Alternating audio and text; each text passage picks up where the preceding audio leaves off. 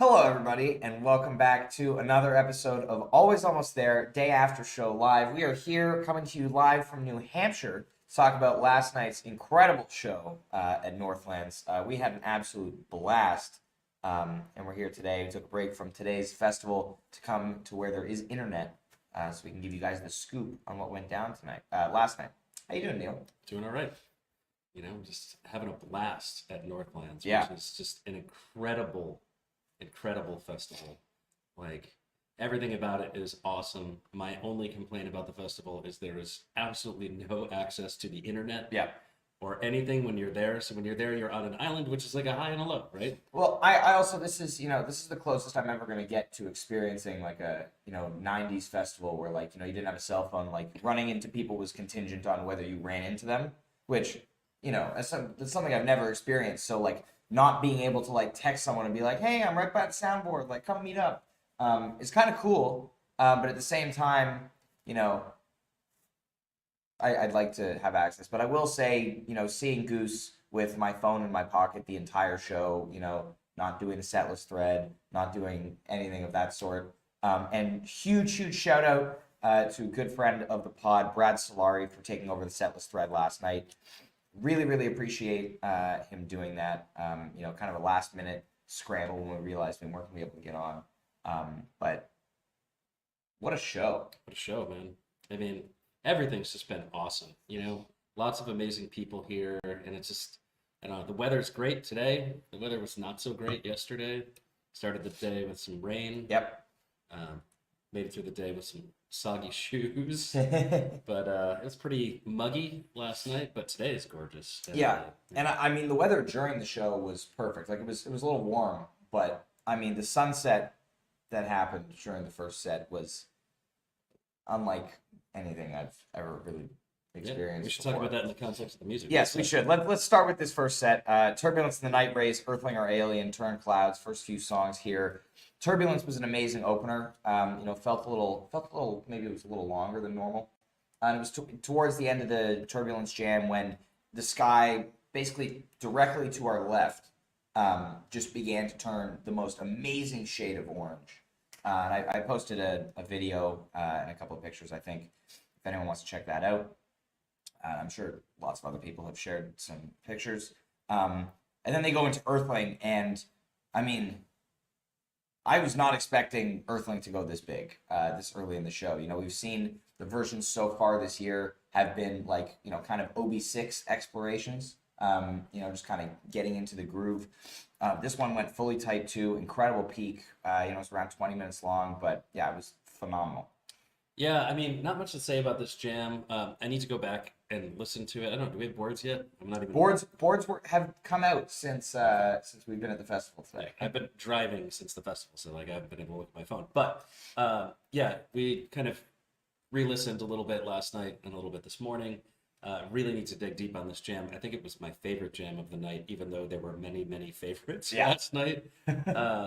And yeah, this one just went to an amazing space. And we were talking about this when Brian Brickman was on the pod, and he was talking about sunset jams. And we got on that topic for a bit. And so last night is another example of Goose just playing an absolute heater when the sun is set. And yeah, it was incredible. I was, lifted to another territory in this thing. And it did what Earthling or Alien doesn't really normally do, which is just go somewhere. When they evoke that kind of emotional response, right? You don't usually get that from Earthling. And shout out to our crew for the show last night. Megan, Jamie, Brian, and Marinda. We had a great spot. We were like dead center, a little bit in front of the soundboard. It's funny, at Northlands, there are signs just behind the soundboard that say no chairs beyond this point. But there are, a few hundred people who disregard those signs and have chairs like in front of the soundboard, which was funny. We were expecting it to be pretty packed in last night because there were a ton of people there, but we had ample dancing room throughout the show. Vibes were incredible, especially for a festival show. The energy felt like it was a headlining Goose show, which I feel like kind of was. I mean, it felt like a Goose headliner show. And then, some folks kind of showed up early for a couple of the acts. Yeah. But, I mean, the difference between who's right before Goose? It was Pigeons. It was Pigeons, right? The difference in vibe from like Pigeons to Goose was like incredible. Yeah. The place is kind of packed in immediately for Goose, or like as Pigeons was kind of starting to end, and shout out to Goose for starting their festival set right at 8 o'clock. There was no delay. Pigeons went off the stage and Goose walked on, which they're continuing to be amazing at time management. First set, then we have a cool transition into Turn Clouds. I thought it was they executed that very well. And then Jive 1, Jive Lead. You know, if you had told me a couple of weeks ago that we're getting 2 20-minute Jive Lees within a week, I probably would have said you were crazy. And holy shit. Yeah, that's a good one. There's a second 20-minute Jive Lee for a song that has never passed 20 minutes before. There's no song. You know, it's just 21 minutes of jam here. And this one got dark. This one got nasty. You know, again, as like the last bit of the sun is setting, they're getting into this deep exploration. Amazing clav work from Peter. You know, in lieu of being able to tweet clav tweet, I did keep saying it to you guys. Yeah, that was the thing. I made up for it. Just in case anyone was worried, I said it. Yeah, you did. Yeah, you did. Yeah, this one was another one where it was just like, I mean, there was a few times last night where it was just like, is this really happening? Yeah. Like, it's just, you know, it was starting to not compute all of the, I don't know, the fact that the set was unfolding the way that it was. It didn't feel like real that this could be like a festival set. Sure. And this, well, when they started playing Jive 1, I was like, what the hell is going on, right? This is not something you expect to see in a 2024 Goose Festival set, right? This is like a pretty big rarity at this point. Well, yeah. It goes like really long times without being played. Yeah. Well, it's funny because we were talking yesterday about, after we, you know, put in our fantasy picks, we were talking about like what they might play. And then, you know, when they sound checked Hot Love, we were like, yeah, of course they're going to play Hot Love tonight. And then, you know, we were going in, we were so confident in so many of our picks. And like you hit Thatch and Animal and I only hit Thatch after, you know, being like, yeah, of course they're going to play this. Of course they're going to play that. You know, they'll probably play those songs tonight. But it was really interesting how they kind of went an unexpected route with a lot of the show. You know, some songs on a shorter rest. You know, a lot of repeats from Fiddlers, which we, I guess, didn't expect to start popping up until maybe tonight or tomorrow. But yeah, I mean, and what a way to close out the set. Like this, it got dark and then it built back up. You know, I like the way that Rick, instead of just like ripping back into Jive Lee proper, kind of like goes into the talk back and it's like, all right, let's build it back up, and then they kind of all go together. You know, instead of just pulling like that, you know, right from like a, you know, cold. Yeah, and so I think you kind of touched on it for a second here. The jams felt different. The set list felt different. It just was nothing that we were expecting. If you told me that they hadn't played Tumble in 4 shows and they weren't going to play it last night, I'd be like, yeah, you're out of your mind. Well, you were telling me that all day yesterday. Yeah. Of course they're playing Tumble tonight. And they didn't play Tumble. They took everything that I kind of thought was going to happen and threw it out the window. Except for Thatch. Oh, except for that. Yeah. That one you knew was coming. Yeah. You knew Animal was coming. There was no way they weren't coming. Sure. And they were all appropriate, which we should probably move on to those. Anyway. Yeah, well, I was going to say, just a quick thing about set break. Like, I think we were all kind of in awe after that first set. You know, you could just tell everybody was so excited for what's to come. And we talk about SOS as a set opener and a set closer. We talk about a lot on this pod whenever it gets played like that. I thought it was an amazing choice to open the second set. You know, I've been saying a lot, and I'm going to say it again. I'm a big fan of start the second set off with like a high energy rocker and then jump into the jams. And that's exactly what they did. You know, sometimes also they'll end the song and then, you know, tune the guitar, do a little bit of ambient noise and then go into Thatch. Rick wasted no time. Like SOS was still ending and he was starting Thatch. You know, people freaked out. Maybe it was just me freaking out. But, you know, I'm back in the 50% club for Thatch, which is exciting. I suppose. Ridiculous. But this Thatch is awesome.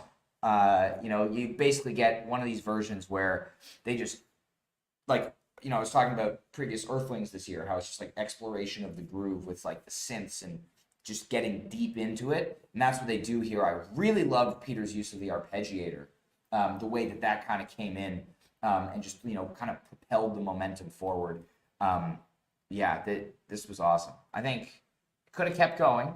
I think Rick did pull the re-entry a little early, but it's hard to complain when what came before sounded so good, and it wasn't like an abrupt return to the song. It just felt like there was still more to cover in that jam. Yep. Yeah. I mean, the exit was disappointing. When it started happening, I think we all kind of turned to each other. Megan was there, Megan from HF Pod, who absolutely raged last night. It was an incredible show, buddy. But when they started playing that, like she turned around and like we all looked at each other, we're like, "Oh man, Yeah, like, right, like come on, like, you gotta ruin the fun now." But then they went into Wisteria, so it's okay. And then we were like, what the hell? Like, why? Like, I mean, that was crazy. And of course, this Wisteria did not disappoint. Oh wait, sorry, I kind of scooted you past the Thatch. If you wanted to say more, I don't really know if there's like much more I want to say about the Thatch other than it. You know, it was sick. It was sick. Shout out to Connor. It was sick. Yeah, it was sick. Yeah, what else is there to say about this Thatch? This Thatch was doing what Thatches have done. It kind of reminded me in a way of SPAC a little bit. Like it was just getting to real outer space there. And Boston. And then like when it was really getting there, that's when it ended. Right. Like I actually felt like, oh, this is. I mean, we're in like the top jams territory here. Yeah. And then we just kind of. Well, I'm curious. I'm curious if they, if you give that Thatch 5 more minutes, where does it go?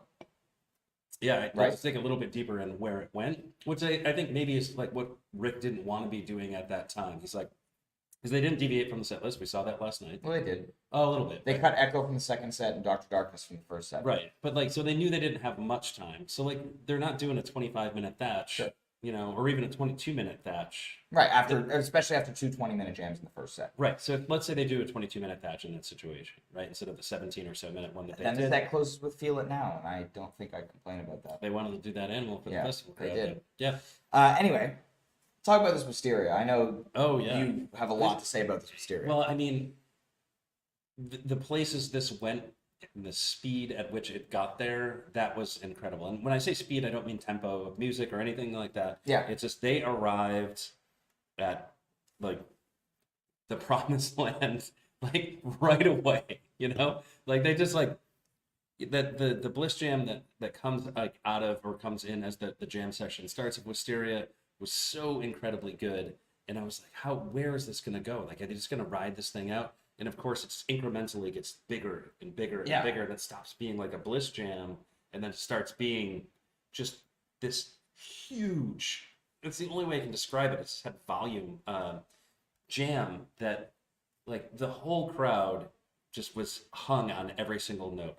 I think if you were not a Goose fan and you were in that crowd, you still were like, "What the hell is going on? This jam is crazy." Yeah. And it just went from so quiet to so loud. So. Use of dynamics there, Ryan. There was a little bit of quieter dynamic. Yeah, it was quieter at the beginning. And then it was. One thing to me also is how they entered the jam. It was different than normal. We're used to like hitting that jam like full force and then kind of going from there. And Cotter especially, I think, kind of just went in kind of soft, which really added to that kind of initial just like we're getting into space really quick here. And then Wisteria starts to wind down. The arpeggiator starts, and I turned to you guys. I was like, "Are they doing Eminence from?" Yes. And we like had a second where we were like trying to figure out, and we were like, "Holy shit, they're playing Eminence from!"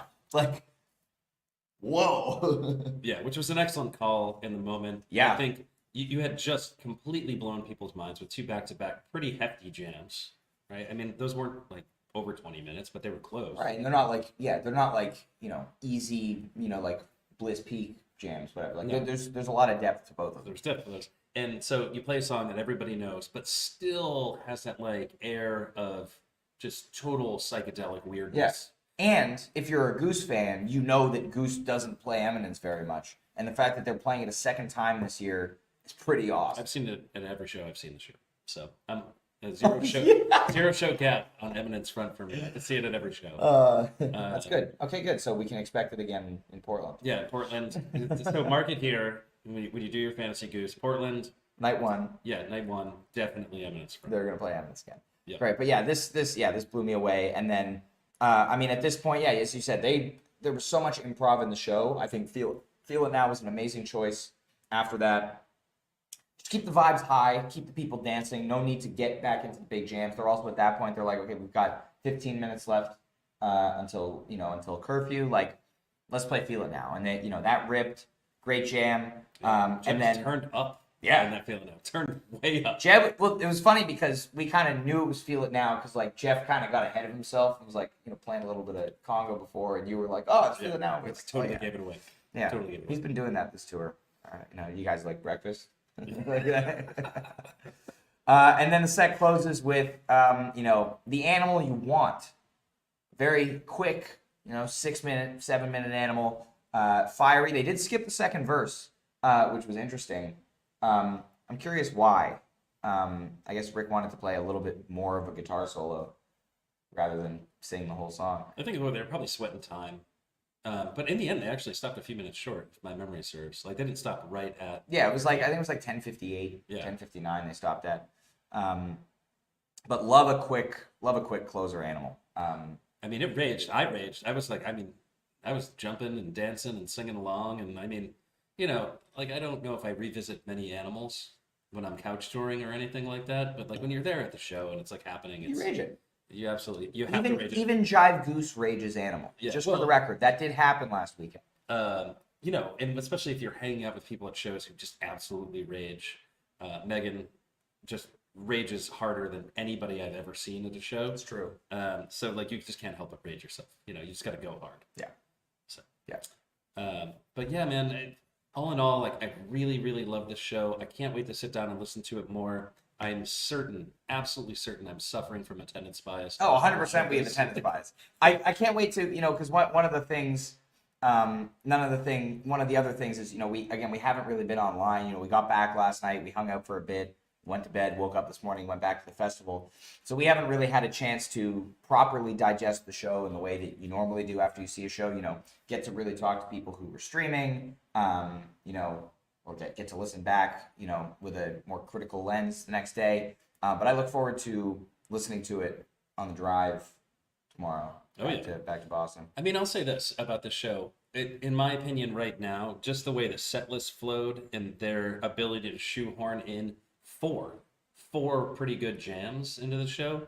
And I'm not saying they're all-timers, but they're pretty good. Very good jams, yeah. Yeah, and that Earthling jam... Yeah, I can't wait to go back and dig into that a little bit more because I think it might be more than just like pretty good. Yeah. I think if you look also historically at festival sets, even somewhere like Soulshine, you have a few like high energy jams, but there's like one like big jam in that show, right? Just the EMG. But like last night, you arguably have 4 big jams. Right. Right? Or like festival sets last year. Like you're getting at one usually at most. That's like memorable or maybe going to go on the playlist or whatever. Right. But there are a few jams from the show that, definitely make a case for being on the playlist. I don't think all 4 of them will be. But the Jive Lee, like, if you're going to have the other one on your playlist, you're probably going to have this one on your playlist. I mean, it's definitely going on the playlist. It's a lot of Jive Lee. Yeah. But, so to circling back, the way that the set list was written, I think it was just right? Like the SOS opener and the second set, the Feel It Now on the back end was just a perfect bookend around those 2 jams. Yeah. And a cover. Like, it just...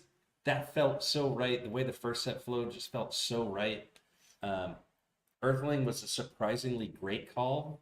I don't know if it's always like a great call in that slot, but in this particular situation, just like nailed it. Maybe that was just the vibes in the space and like Goose just kind of playing to the sunset, which they do. Right? Yep. At this point, like you know that they absolutely do. So yeah, I really enjoyed the experience. The festival itself is great. Did we already kind of talk about? We did, but just again, like shout out to Northlands. The staff is amazing. The site is amazing. I love the 2 stages next to each other. One act ends, the next act goes on. That act ends, the next act goes on. There's no time between 12 p.m. and 11 p.m. where there's no music playing, which is amazing. People are just really happy to be there. Vibes are super high. Like, nobody's causing problems, nobody's being rowdy, everyone's just there and having a great time. Lots of kids, like folks. A lot of kids, yeah. Like not problematic at all. Like, no, love the families, all being there. Yeah, it was just it was amazing. Again, the only complaint I have about this festival is that there's no internet. Yeah, internet is bad, but or non-existent.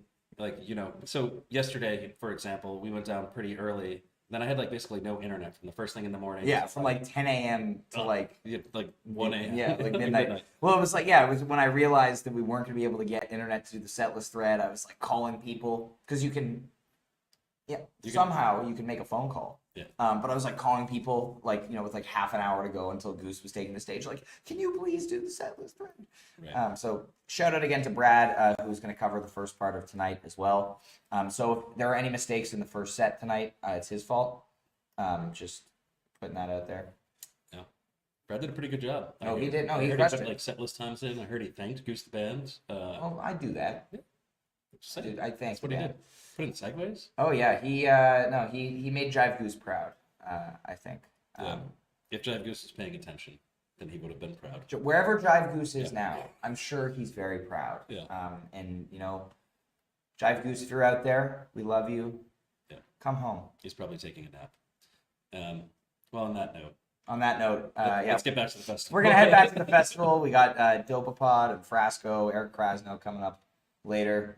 Thank you everybody for tuning in today. I'll be back tomorrow for your Father's Day podcast, talking about tonight's show in Canandaigua, New York, the closest that Goose has played to Toronto in 2 years, and I'm not there. So a lot of Toronto folk are going to be there though, so that's exciting. But if you're heading to the show, of course, have the best time. This is Goose in a great amphitheater, so I've heard. Pretty big. And Saturday night, lots of bangers on the table. It's going to go down. Banger night. It's going to be great. Well, thank you everybody for tuning into this episode of Always Almost There Day After Show Live. Have a fantastic day, and we will see you tomorrow.